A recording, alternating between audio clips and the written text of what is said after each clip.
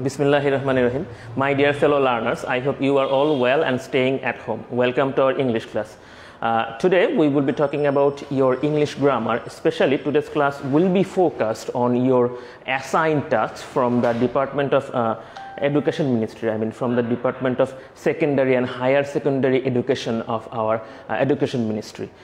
Before we start our formal proceedings, I would like to thank our Honorable Principal Mosharraf Hossain Munshi Mukul sir. You know, he has already set an example in the entire country about running online educational activities during a global pandemic like this one. So I would like to thank him. Those who are already connected with us, I would like to thank them, and please share today's class with your friends and others, so that they can enjoy this session, today's session. Let's go to our class. You can see an image there in the background. Today we will be talking about English grammar and composition of class 7. Especially, this is focused on your assigned task assigned by the Department of Secondary and Higher Secondary Education of Education Ministry. So let's go to the class. You will see the introduction of today's class and my introduction. It's a custom. You already know me, but still I have to put my introduction here. You can see that, yes. I'm sorry. You can see that today we will be talking about class 7. Especially I'll be focusing on grammar, especially on two topics, namely the right form of verbs. We will be talking about them, and we will be talking about a bit article, the articles today. And I am Mohammad Rayhan Abbas. I will be with you. I hope you will enjoy the session. তোমরা যারা আমার সাথে যুক্ত আছো তাদেরকে already ধন্যবাদ। যারা যুক্ত হও নাই তারা প্লিজ আমার সাথে যুক্ত হয়ে যাও। আমাদের ক্লাসটা আজকে খুব লেংদি হবে না, খুব শর্ট একটা ক্লাস হবে আশা করছি। তো যুক্ত হয়ে যাও। তোমরা জানানোর চেষ্টা করো তোমরা আমাকে স্মুথলি দেখতে পাচ্ছ কিনা, আমাকে শুনতে পাচ্ছ কিনা। যদি কোনো প্রবলেম থাকে প্লিজ আমাকে জানাও, আমি ব্যাপারগুলো ঠিক করে নেওয়ার চেষ্টা করব ইনশাআল্লাহ। You'll see the learning outcomes of today's lesson. You see that, yes, the learning outcomes are after the lesson we'll be able to describe a picnic. একটা পিকনিকের বর্ণনা আছে, তোমরা এখান থেকে শিখতেও পারবা। যদিও এটা গ্রামারের আলোচনা হবে, তারপরেও তোমরা একটা পিকনিকের বর্ণনা সম্পর্কে একটা ধারণা পাবা। তোমরা দেখবা, খেয়াল করে দেখবা, এটা বুঝতে পারবা তোমরা। We'll be able to use right forms of given verbs to fill the gaps. কিছু ভার্ব তোমাদের দেয়াই থাকবে, ওই প্রদত্ত ভার্বগুলা দিয়ে আমরা প্রদত্ত ভার্বের সঠিক ফর্মটা ব্যবহার করে কিছু শূন্যস্থান পূরণ করার কাজ করব আজকে ইনশাআল্লাহ। এবং শেষ দিকে আমরা চেষ্টা করব কিছু আর্টিকেল প্রয়োগের মাধ্যমে আমরা কিছু শূন্যস্থান পূরণ করার জন্য। তো তোমরা আমাকে জাস্ট 10টা সেকেন্ড সময় দাও, আমি তোমাদের কমেন্টগুলো দেখি ইনশাআল্লাহ 10 সেকেন্ডের মধ্যে তোমাদের সাথে ব্যাক করবো ইনশাআল্লাহ।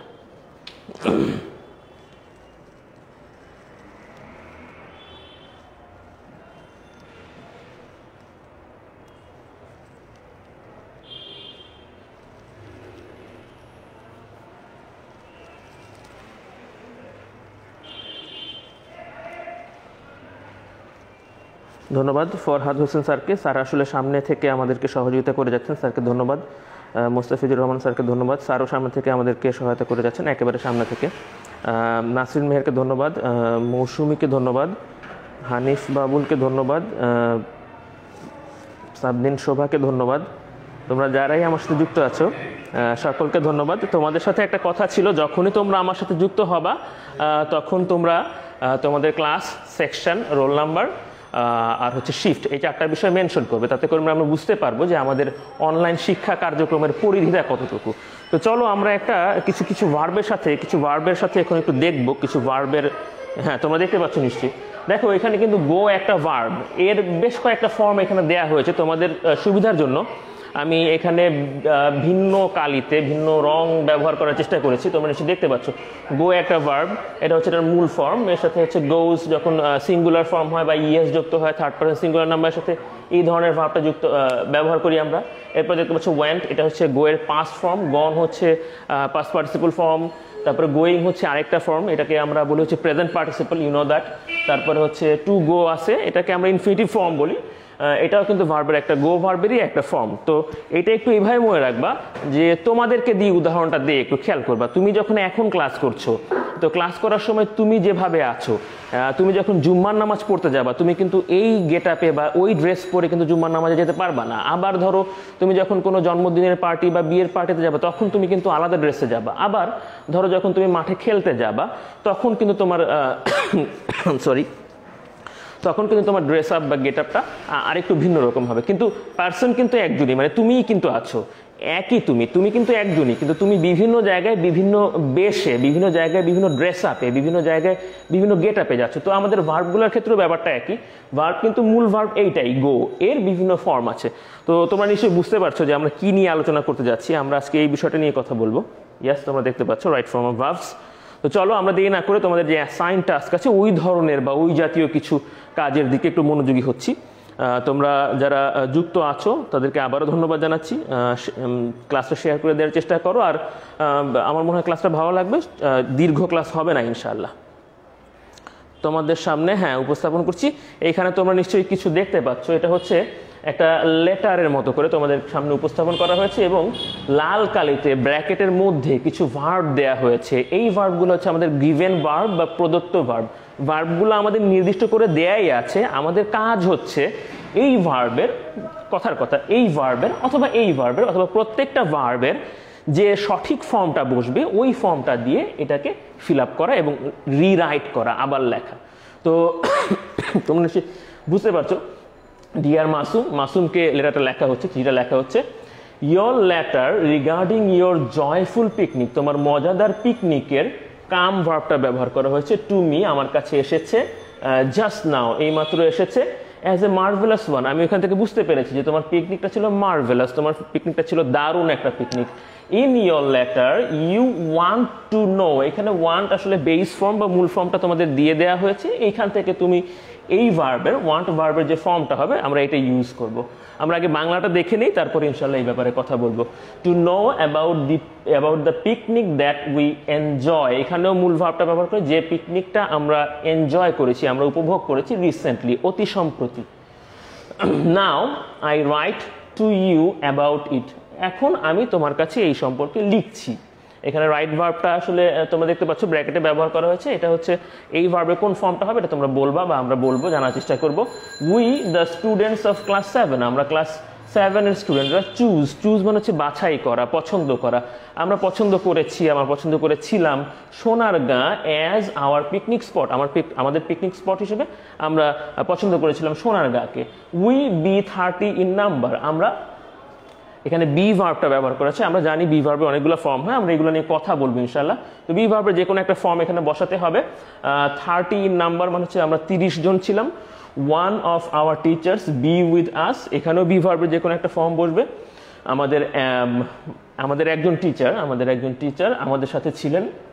উই রিচ মানে পৌঁছানো, আমরা পৌঁছেছিলাম ওই জায়গায়। দেয়ার অ্যাবাউট 10 AM, আমরা সকাল 10টায় ওই জায়গায় পৌঁছেছিলাম। উই এনজয়, আমরা ওইটা উপভোগ করেছিলাম। দ্য ডে, আমরা দিনটা বেশ উপভোগ করেছিলাম, মজা করেছিলাম। ভেরি মাচ, খুব বেশি।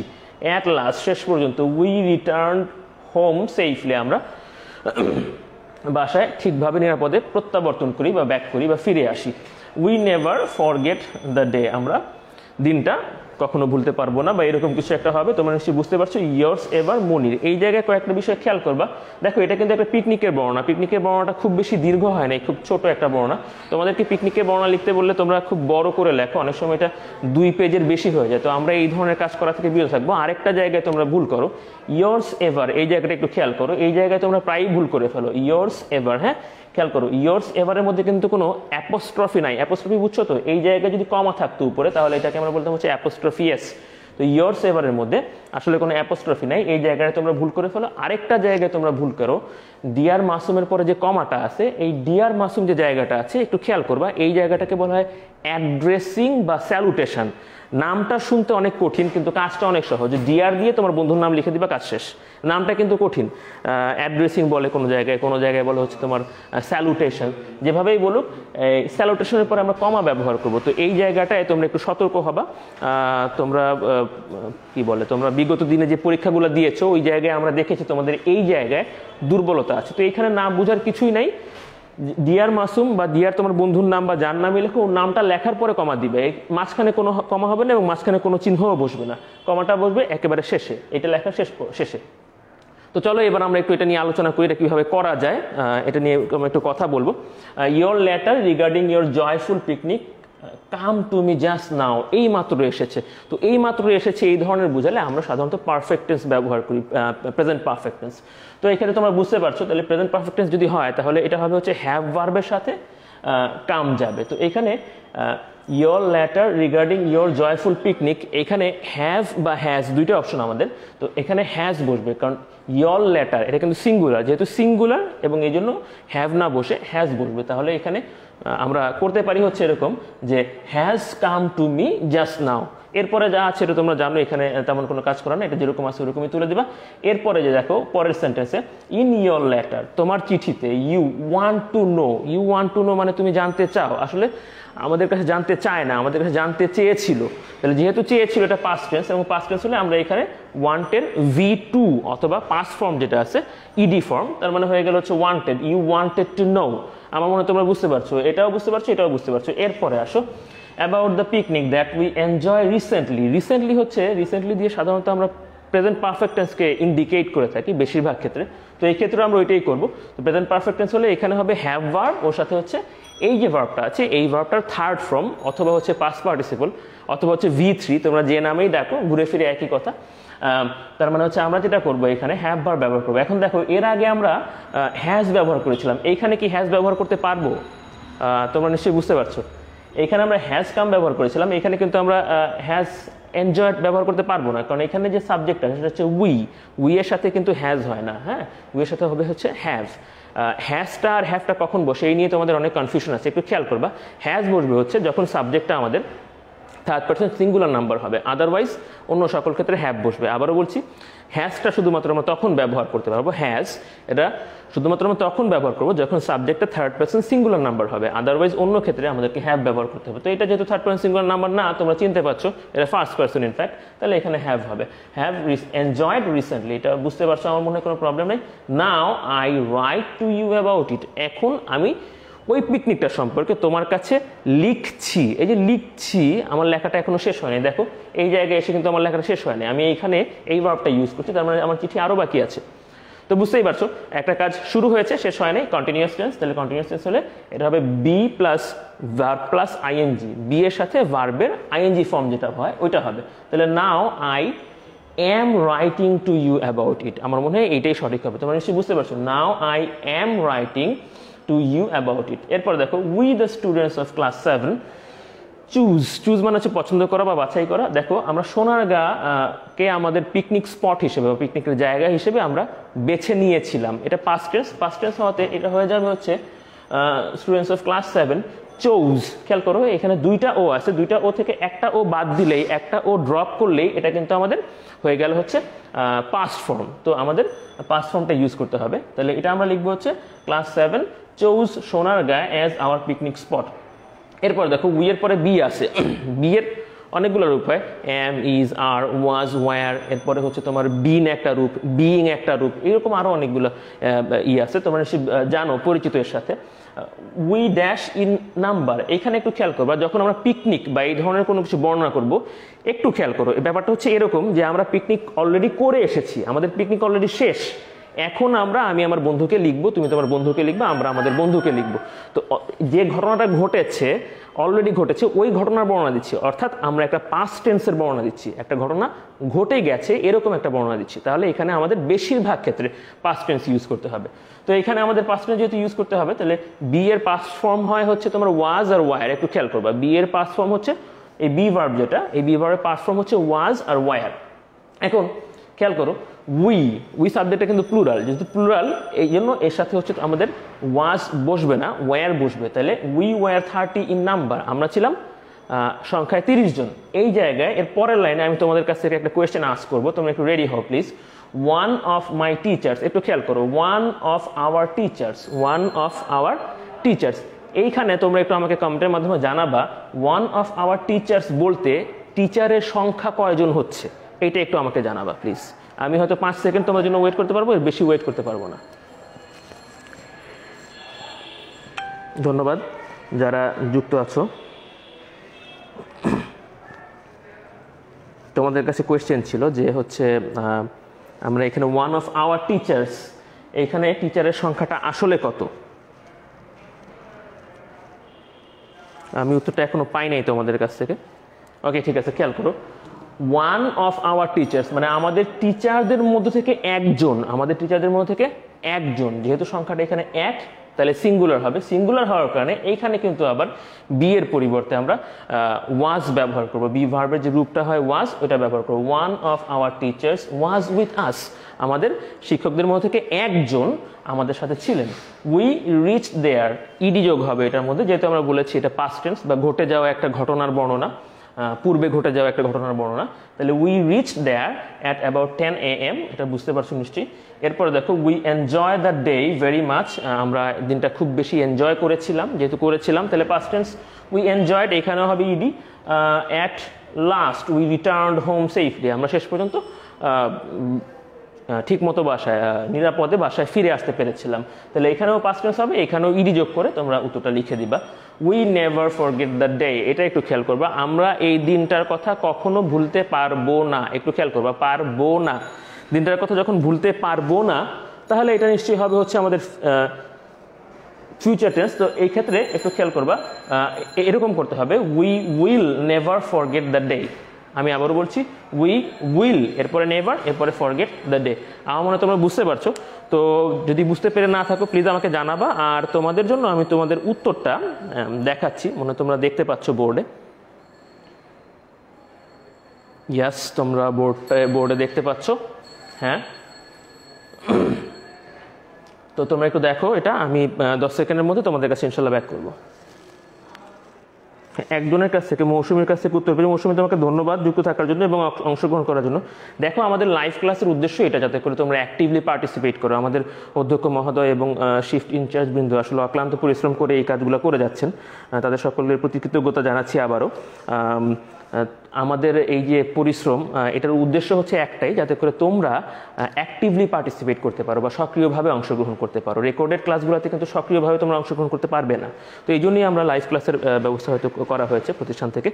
যাই হোক, মৌসুমীকে ধন্যবাদ দিচ্ছিলাম, তুমি একটা উত্তর দিয়েছো, অ্যাক্টিভলি পার্টিসিপেট করছো, ঠিক আছে, অনেক ধন্যবাদ। তো তোমরা মনে হয় বুঝতে পারছো বিষয়টা, হ্যাঁ। আমার মনে হয় তোমাদের আর কোনো এখানে প্রবলেম থাকার কথা না। তারপরে যদি প্রবলেম থাকে ইনশাল্লাহ আমাকে জানাবে, আমি চেষ্টা করবো এটা নিয়ে কথা বলার জন্য। এরপরে চলে আসো, আমরা পরবর্তী অংশে একটু মুভ করতে যাচ্ছি। পরবর্তী অংশটা হচ্ছে, নিশ্চয়ই তোমরা বুঝতে পারছো আমি কি নিয়ে কথা বলবো। হ্যাঁ, আমি কথা বলবো হচ্ছে আর্টিকেলস নিয়ে। তোমাদের আর্টিকেলের একটা কাজ দেয়া আছে, অ্যাসাইন টাস্ক দেয়া আছে। এই টাস্কটা হচ্ছে তোমাদের ইসে পাবে, তোমাদের মেইন বই বলতে তোমরা ক্লাসের শুরুতে যে বইয়ের একটা কাভার দেখেছিলা, গ্রামার অ্যান্ড কম্পোজিশন নামে, এনসিটিভির মানে টেক্সট বই, ওই বইয়ের পেজ নাম্বার 88 এবং পেজ নাম্বার 89-এ পাবা। হ্যাঁ, তো এইখানে আর্টিকেলের কিছু কাজ দেয়া হয়েছে, তো আমরা ওইগুলা দেখবো, ওইগুলা বোঝার চেষ্টা করবো, ওইগুলার উত্তর কি হবে এগুলো জানার চেষ্টা করব। তোমরা আশা করি আমার সাথেই যুক্ত থাকবা। এরকম একটা হ্যাঁ, তোমরা দেখতে পাচ্ছ নিশ্চয়ই, এইরকম একটা ফিল ইন দ্য গ্যাপস দেওয়া হয়েছে। Fill in the gaps with articles. তোমরা জানো যখন তোমাকে বলে যে আর্টিকেল দিয়ে তুমি একটা গ্যাপ ফিল আপ করো, তখন তোমাদের হাতে 4টা অপশন থাকে। আবারও বলছি, তোমাদের হাতে 4টা অপশন থাকে। একটা হচ্ছে এ আর এন, ইনডিফিনিট আর্টিকেলের জন্য ভাওয়েল সাউন্ডের আগে হচ্ছে এন হয়, আর ভাওয়েল সাউন্ড না হলে এখানে এ হয়, এটা তোমরা জানো। এটা হচ্ছে ইনডিফিনিট আর্টিকেল বা অনির্দিষ্ট করে বুঝালে। আর হচ্ছে নির্দিষ্ট করে বুঝালে হচ্ছে দা হয়, তোমরা জানো। আর যখন কোনো আর্টিকেলই আমরা ব্যবহার করি না, তখন ওই জায়গায় আমাদের একটা ক্রস চিহ্ন দিতে হয়, মানে কোনো আর্টিকেল বসবে না। এটাকে আমরা অনেক সময় গ্রামাটিক্যালি জিরো আর্টিকেলও বলে থাকি। তো যাই হোক, তোমরা নিশ্চয়ই বুঝতে পারছো আমাদের হাতে অপশন তাহলে 4টা, এ, এন, দা আর হচ্ছে ক্রস, এই 4টা অপশন। ঠিক আছে, চলো আমরা একটু দেখার চেষ্টা করি। Have you taken dash appointment with doctor Ehtesham. Doctor এহতেশামের সাথে কি তোমার কোনো অ্যাপয়েন্টমেন্ট আছে? এই অ্যাপয়েন্টমেন্টটা কিন্তু অনির্দিষ্ট, যেহেতু অনির্দিষ্ট এই জায়গায় কিন্তু অনির্দিষ্ট আর্টিকেল এ অথবা এন বসবে। এখন এই এ বা এন যে বসবে, এ বা এন এর কোনটা বসবে এইটা নির্ধারণ করে দিবে হচ্ছে এই ওয়ার্ডের প্রথম লেটারটা। এই ওয়ার্ডের প্রথমে যে লেটারটা আছে এটা সাউন্ড দেখো, একটা ভাওয়েল সাউন্ড, অ্যাপয়েন্টমেন্ট, যেহেতু ভাওয়েল সাউন্ড তাহলে এই ক্ষেত্রে এন বসবে, তোমরা নিশ্চয়ই বুঝতে পারছো। এরপর দেখো এটা ডায়ালগ, ইনফ্যাক্ট একটা দেখতে পাচ্ছ এ আর বি দুজন কাল্পনিক চরিত্র, দুটা কাল্পনিক নামের মধ্যে তাদের মধ্যে ডায়ালগ হচ্ছে এবং বি বলছে ও yes I have taken dash appointment for tomorrow. এইখানেও দেখো অ্যাপয়েন্টমেন্টটা কখন হবে, কবে হবে, মানে অ্যাপয়েন্টমেন্টটা নির্দিষ্ট করা হয়নি এক্স্যাক্টলি। হ্যাঁ, যদি নির্দিষ্ট করা হতো তাহলে হয়তো আমরা ডেফিনিট আর্টিকেল ব্যবহার করতে পারতাম, যেহেতু অনির্দিষ্ট তাহলে এখানে আমাদের একইভাবে আমাদের অনির্দিষ্ট আর্টিকেল ব্যবহার করতে হবে। তোমরা নিশ্চয়ই বুঝতে পারছো এখানে কি হবে। আচ্ছা, এরপরে আসো 3 নম্বর গ্যাপটাতে এ বলছে is dash doctor not coming today, doctor কি আজকে আসবেন না? একটু খেয়াল করবা। হ্যাঁ, এখানে যে ডাক্তারের কথা বলছে এই ডাক্তারটা কে, আমরা কি চিনতে পারছি কি না একটু খেয়াল করো। আমরা ডাক্তারের কথা বলছিলাম, ডাক্তার এহতেশাম, আমরা বুঝতে পারছি যে ডাক্তার এহতেশাম সম্পর্কে এখানে বলা হচ্ছে। যখন বক্তা এবং শ্রোতা উভয়ই বুঝতে পারবে যে কার সম্পর্কে বলা হচ্ছে, তখন এখানে আমরা ডেফিনিট আর্টিকেল ব্যবহার করব। হ্যাঁ, তো দেখো ডক্টর এহতেশাম বলা হচ্ছে, তাহলে ডক্টর এহতেশাম, এই ডাক্তার দিয়ে ডক্টর এহতেশামকে বোঝানো হচ্ছে। যেহেতু এটা আসলে বোঝানো হচ্ছে, আমরা বুঝতে পারছি যে কোন ডাক্তার, নির্দিষ্ট একজন ডাক্তার, যে কেউ না, ডাক্তার এহতেশামকেই বোঝানো হচ্ছে। তাহলে এইখানে ডাক্তারের আগে আমরা হচ্ছে একটা নির্দিষ্ট আর্টিকেল ব্যবহার করবো। তোমরা নিশ্চয়ই বুঝতে পারছো এখানে কি হবে, এখানে ডেফিনিট আর্টিকেল দা হবে, বুঝতে পারছো। এরপরে দেখো আবারও বলা হচ্ছে no dash doctor comes to his this hospital thrice dash week. এখানে আবারও ডাক্তারের কথা বলা হচ্ছে। তো এখানেও আমরা বুঝতে পারছি যে এখানে ডাক্তার এহতেশামকে ছাড়া অন্য কোনো ডাক্তারকে বোঝানো হচ্ছে না, তার মানে নির্দিষ্ট করে একজন ডাক্তারকে বোঝানো হচ্ছে। এখানেও নির্দিষ্টতা বোধক আর্টিকেল বসবে। তোমরা নিশ্চয়ই বুঝতে পারছো কি হবে। উত্তরটা আমি আর বললাম না, তোমরা বুঝতে পারছো নিশ্চয়ই, আমি আর বললাম না। তারপর আমি পরে আমি তোমাদেরকে আবার দেখাই দেবো যে ব্যাপারটা কীরকম। আচ্ছা, এরপরে আসো hospital thrice dash week. Thrice মানে হচ্ছে 3 বার বা 3 গুণ এরকম বোঝায়। হ্যাঁ, থ্রাইস। তো এখানে একটা কথা আছে ইংলিশে এরকম, thrice a week, twice a week, once a month. হ্যাঁ, এইখানে আসলে এ অথবা এন বসবে, ইনডেফিনিট আর্টিকেল বসবে। এটা হচ্ছে এটা দিয়ে প্রত্যেক বুঝাবে। হ্যাঁ, প্রত্যেক সপ্তাহে 3 দিন আসেন এরকম কিছু বোঝাচ্ছে। তাহলে এখানে এ বা এন বসবে, যেহেতু এখানে ডাব্লিউ হচ্ছে একটা ভাওয়েল সাউন্ড না, এই জন্য আমাদের এখানে এ ব্যবহার করতে হবে। তাহলে এটা হবে হচ্ছে থ্রাইস আ উইক, এটা তোমরা এমনিতেই বুঝবা। এরপর দেখো when should we visit him tomorrow, আমরা আগামীকাল বা আগামী দিন তার সাথে কখন দেখা করব। এরপর একটা সময় দেওয়া হচ্ছে at 6:30 PM। I hope he will give us dash best advice for proper diagnosis. এখানে দেখো যে শব্দটার আগে গ্যাপ আছে, আর্টিকেল ব্যবহার করতে বলা হচ্ছে, ওই শব্দটা দেখো বেস্ট। হ্যাঁ, বেস্ট হচ্ছে একটা সুপারলেটিভ ডিগ্রি। আবারও বলছি, এটা হচ্ছে বেস্ট একটা সুপারলেটিভ ডিগ্রি। সবসময় মনে রাখবা সুপারলেটিভ ডিগ্রির আগে সবসময় দা বসে, সুপারলেটিভ ডিগ্রির আগে সবসময় ডেফিনিট আর্টিকেল দা বসে। তাহলে এটার উত্তরটা তোমরাই বুঝতে পারছো কি হবে।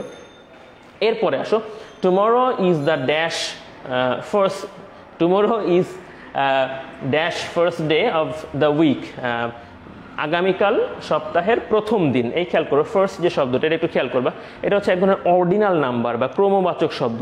ক্রমবাচক শব্দ বা ক্রমবাচক সংখ্যার পূর্বে সবসময় দা বসে। হ্যাঁ, যেমন ফার্স্ট বা লাস্ট, সেকেন্ড, এই ধরনের ক্রমবাচক যে শব্দগুলো আছে এইগুলোর পূর্বে ডেফিনিট আর্টিকেল দা বসে। তাহলে তোমরা বুঝতে পারছো এখানে কি হবে। এরপরে we have to start for, আমাদেরকে রওনা হতে হবে ডাক্তারের উদ্দেশ্যে, ফর ডাক্তার আর্লিয়ার, তাড়াতাড়ি রওনা হতে হবে। To avoid traffic কনজেশন। ট্রাফিক কনজেশন মানে তো বুঝতেই পারছো যানজটের কথা বোঝানো হচ্ছে। কনজেশন মানে হচ্ছে খুব গাদাগাদি অবস্থায় থাকা, এটাকে বলা হয় কনজেশন। তো avoid traffic কনজেশন। We shall reach the hospital before dash সানসেটস। এখানে দেখো যে শব্দটার পূর্বে আমরা গ্যাপ ব্যবহার করেছি, এটা হচ্ছে সান, এবং আমরা মনে করি যে সূর্য একটা। আসলে এটা একটা এস্টাবলিশ বিশ্বাস আমাদের, যে আমরা মনে করি যে সূর্য একটা। তো সূর্য যেহেতু একটা আমরা ধরে থাকি বা কনসিডার করা হয়, সূর্য একটা হলে যে সমস্ত জিনিস ইউনিক বা একটা আছে তার আগে আমরা দা ব্যবহার করি। তো তোমরা নিশ্চয়ই এখানেও বুঝতে পারছো যে এখানে কি হবে। তারপরে আমি তোমাদেরকে ব্যাপারটা সহজ করার জন্য আরেকবার উপস্থাপন করব। তোমরা নিশ্চয়ই দেখতে পাচ্ছ এখন, না এই যে এখন দেখতে পাচ্ছ। হ্যাঁ, তোমরা নিশ্চয়ই বুঝতে পারছো বিষয়টা। না বুঝতে পারলে একটু আমাকে জানাবে, আমি তোমাদের কমেন্টগুলো করে ইনশাল্লাহ আসছি। বোর্ডের লেখা বোঝা যাচ্ছে না, ঠিক আছে, আমরা চেষ্টা করবো। আসলে টেকনোলজির কারণে এখন ক্লিয়ার, ধন্যবাদ। আসলে টেকনোলজির কারণে অনেক সময় কিছু প্রবলেম হয়ে থাকে, তো আমরা এইগুলাকে নিয়েই আসলে আমাদের থাকতে হবে। আচ্ছা, ঠিক আছে, তোমরা নিশ্চয়ই বুঝতে পারছো এটা। এটা হচ্ছে তোমাদের এটা। এরপরে আমাদের আর্টিকেলেরই আরও একটা কাজ দেওয়া হয়েছে, আমরা ওই কাজটা নিয়ে কথা বলবো। তোমাদের মনে হয় এটা দেখা বা বোঝা হয়ে গেছে। আমি আবারও বলছি, এই কাজগুলো তোমরা পাবে তোমাদের টেক্সট বইয়ে। এখানে একটু খেয়াল করবা, টেক্সট বই বলতে আমি বুঝাচ্ছি ক্লাস 7-এর জন্য বোর্ড কর্তৃক নির্ধারিত যে গ্রামারের এবং কম্পোজিশনের বইটা আছে ওইটাকে আমি বুঝাচ্ছি।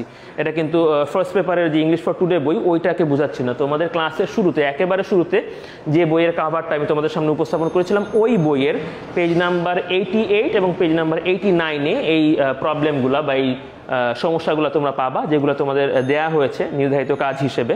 তো বই থেকেও দেখতে পারবা। চলো আমরা পরের অংশটাতে যাই। ইয়াস, তোমরা দেখতে পাচ্ছ এখানেও একই কাজ, fill in the gaps with articles.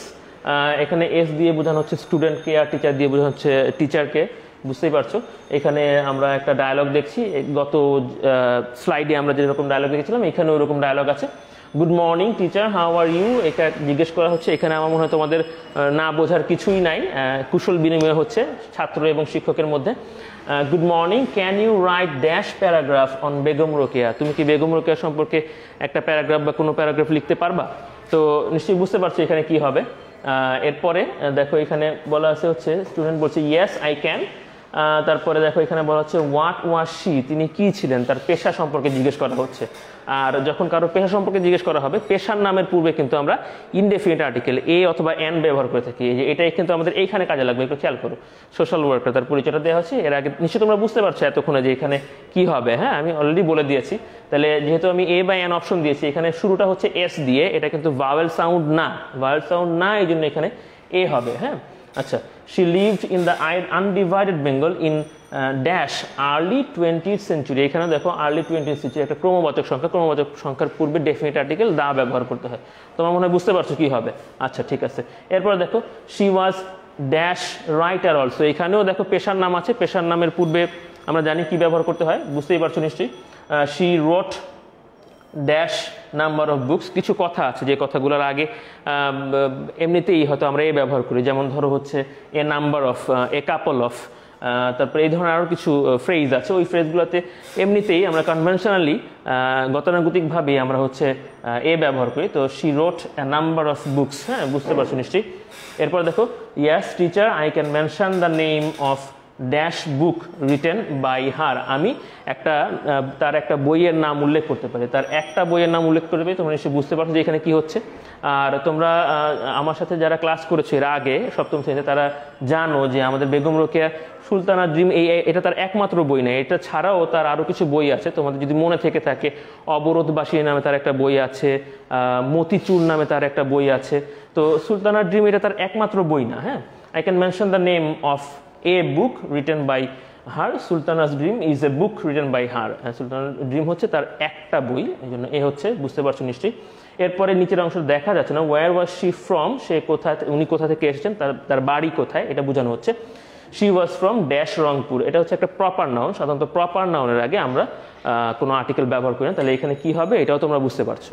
তো চলো আমরা একটু দেখে নিব আসলে কীরকম ব্যাপারটা হচ্ছে। কিন্তু হ্যাঁ, তোমরা নিশ্চয়ই দেখতে পাচ্ছ। আমি তোমাদের কমেন্টগুলো দেখে হয়তো 3-4 সেকেন্ডের মধ্যে তোমাদের কাছে ইনশাল্লাহ ব্যাক করবো। তোমরা যারা যুক্ত আছো সকলকে ধন্যবাদ, আশা করি যুক্ত থাকবো। আমাদের ক্লাসটা খুব বেশি সময় দীর্ঘ হবে না ইনশাল্লাহ। চলো আমরা পরবর্তী কাজে চলে যাই। হ্যাঁ, এইটাও তোমাদের মেইন বইয়ের হচ্ছে ইসে পাবে, ওই পেজ নাম্বার 88 এবং পেজ নাম্বার 89-এ যে কাজগুলোর কথা দেওয়া আছে ওইখানে পাবে। এবং এটা 3 নাম্বার কাজ তোমাদের, এটা সম্ভবত পেজ নাম্বার 89-এ আছে। তো তোমরা দেখে নিও, তোমাদের বইতে এটা আছে। এখানেও দুজনের মধ্যে কথা হচ্ছে, দুইটা কাল্পনিক চরিত্র এফ বা এস, আমরা ধরে নিতে পারি যে ফার্স্ট বা সেকেন্ড বুঝাচ্ছে অথবা যাই বুঝাচ্ছে, এটা দুইটা কাল্পনিক চরিত্রের মধ্যে কথা হচ্ছে, ডায়ালগ হচ্ছে। অনুপম, একজন নাম অনুপম বোঝা যাচ্ছে, এস যাকে বোঝানো হচ্ছে সে হয়তো অনুপম, বুঝতেই পারছো। Anupam, what is dash largest continent. Continent শব্দটা তোমরা জানো, কন্টিনেন্ট শব্দ হচ্ছে মহাদেশ, আর এর আগে আছে লার্জেস্ট। হ্যাঁ, এইটা কিন্তু একটা সুপারলেটিভ ওয়ার্ড, একটা কিন্তু সুপারলেটিভ ডিগ্রি। সুপারলেটিভ ডিগ্রির আগে স্বভাবতই সবসময় ডেফিনিট আর্টিকেল দা বসে।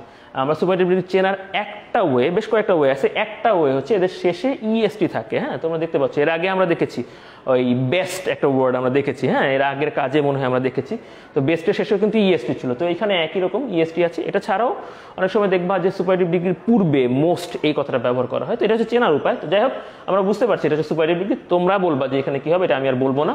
এরপর দেখো, এটাও একটা জায়গার নাম, প্রপার নাউন। প্রপার নাউনের আগে কি হয় আমরা একটু আগে দেখে এসেছি, রংপুরের আগে আমাদের ক্রস বসেছিল।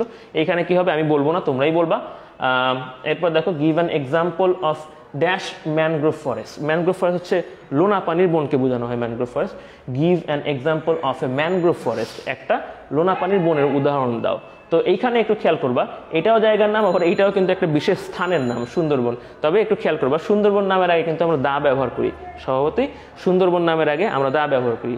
তো এইখানে আমরা সুন্দরবন নামের আগে দা ব্যবহার করবো। তোমরা নিশ্চয়ই বুঝতে পারছো। আরেকটা কথা একটু খেয়াল করবা, তোমাদের বইতে সুন্দরবনের এই ডি এর পরে ই ব্যবহার করা হয়েছে, কিন্তু অন্যান্য জায়গায় কিন্তু সুন্দরবনে ডি এর পরে এই জায়গায় এ ব্যবহার করা হয়। তোমাদের বইতে যেভাবে আছে তোমরা ওইভাবেই নামটা দিবে, অসুবিধা নেই। তোমরা নিশ্চয়ই বুঝতে পারছো সুন্দরবনের আগে দা হবে এখানে। হ্যাঁ, এরপরে দেখো, হু ইজ স্টিফেন হকিং। এইখানে একটা তথ্য দিয়ে রাখি, তোমাদের বইতে এই হকিং এর পরে একটা এস দেয়া ছিল। হ্যাঁ, আসলে ইনি একজন পদার্থবিজ্ঞানী ছিলেন, তাত্ত্বিক পদার্থবিজ্ঞানী ছিলেন। উনি খুব বিখ্যাত একজন মানুষ, আমার পছন্দের একজন বিজ্ঞানী ছিলেন। তো উনার নামে কিন্তু শেষে কোনো এস নাই। তো এসটা আমি ইচ্ছা করে এখানে বাদ দিয়ে দিয়েছি। তোমাদের বইতে কিন্তু এস দেয়া ছিল। হ্যাঁ, স্টিফেন হকিংস লেখা ছিল, কিন্তু উনার নাম কিন্তু স্টিফেন হকিং। হ্যাঁ, আচ্ছা। তো যাই হোক, হি ইজ ড্যাশ সায়েন্টিস্ট। তো এইখানেও দেখো একটা পেশার নাম বা কাজের নাম বোঝানো হচ্ছে। তো এইখানে আমরা শিখেছি হচ্ছে এ বা এন বসবে, যেহেতু এখানে ভাওয়েল সাউন্ড নাই, এখানে আমাদের এ ব্যবহার করবো আমরা। হি ইজ ড্যাশ ইংলিশ, তার জাতিকে বোঝানো হচ্ছে। হি ইজ, এখানে এ অথবা এন বসবে, যেহেতু এখানে আবার ভাওয়েল সাউন্ড আছে। এখানে তোমরা বুঝতেই পারছো যে এখানে হবে he is an English. What was the objective of language movement dash language movement. Language movement একটা হচ্ছে নির্দিষ্ট ঘটনা, একটু খেয়াল করবে, ইতিহাসে একটা নির্দিষ্ট ঘটনা। তাহলে এর আগে যেহেতু নির্দিষ্ট ঘটনা, তাহলে আমাদের নির্দিষ্টতা বোধক আর্টিকেল কিন্তু এখানে ব্যবহার করতে হবে। তাহলে আমরা এখানে নির্দিষ্টতা বোধক আর্টিকেল যেটা সেটা ব্যবহার করবো। তোমরা নিশ্চয়ই বুঝে গেছো যে এখানে কি হবে। তোমরা বলে দিও উত্তরটা, আমি আর বলছি না। We demanded dash Bangla to be declared as the state language। এখানে তোমরা নিশ্চয়ই বুঝতে পারছো, বাংলা এখানেও একটা প্রপার নাউন ইউজ করা হচ্ছে। সাধারণত প্রপার নাউনের আগে আমাদের আর্টিকেল ইউজ করতে হয় না, আমরা দেখেছি এশিয়ার আগে ব্যবহার হয় নাই। তারপরে এইখানে একটা দেখো, স্টিফেন হকিং এর নাম, তার আগে ব্যবহার করা হয় নাই। বেগম রোকেয়ার আগে ব্যবহার করা হয় নাই। একইভাবে রংপুর আমরা দেখে এসেছি, রংপুরের আগে আমরা ক্রস ব্যবহার করেছি। তো এখানেও নিশ্চয়ই বুঝতে পারছো তোমরা কি হবে। তো আমার মনে হয় তোমরা এটা বুঝতে পারছো। আমি তারপরে তোমাদের সামনে উত্তরটা একটু উপস্থাপন করবো, তোমরা একটু দেখে নাও। হয়তো এটার মাধ্যমে আমরা আজকের ক্লাসের সমাপ্তি ঘোষণা করব। তোমরা দেখতে পাচ্ছ নিশ্চয়ই, উত্তরটা নিশ্চয়ই দেখতে পাচ্ছ। আমার মনে হয় তোমাদের কোনো প্রবলেম হবে না, আশা করছি কোনো প্রবলেম হবার কথা না।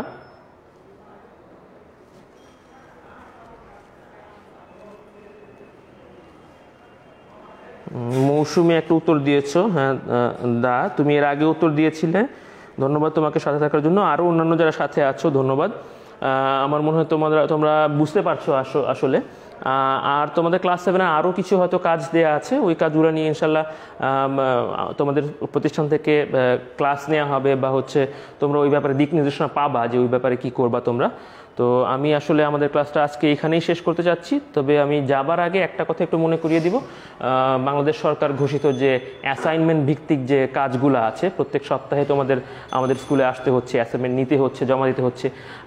আমরা খুব খুশি হয়েছি যে তোমরা স্বতঃস্ফূর্তভাবে এখানে অংশগ্রহণ করছো, এবং আমি আশা করব যে আমরা যে কয়দিন হচ্ছে ডিসেম্বরের প্রায় মাঝামাঝি পর্যন্ত, ডিসেম্বরের 15 তারিখ পর্যন্ত তোমরা এই কাজে অংশগ্রহণ করে আমাদেরকে এবং বাংলাদেশ সরকারকে, গণপ্রজাতন্ত্রী বাংলাদেশ সরকারকে সরকারকে সহায়তা করবা। এবং আমার একটা রিকোয়েস্ট থাকবে, এই সময়ের মধ্যে তোমরা কেউ শহরের বাইরে যাবা না, যে যার শহরে আছো ওই শহরেই অবস্থান করবা। আর আমি আশা করব আগামী 24 তারিখ মনে হয় তোমাদের খাতা অ্যাসাইনমেন্টগুলো জমা দেওয়ার কথা আছে। ওই দিন ইনশাল্লাহ সবাই সময় মতো, যে নির্ধারিত সময় দেওয়া হয়েছে ওই সময় মতো চলে আসবা। ইনশাল্লাহ আবারও ভবিষ্যতে দেখা হবে। ভালো থাকবা, সুস্থ থাকবা, নিরাপদে থাকবা।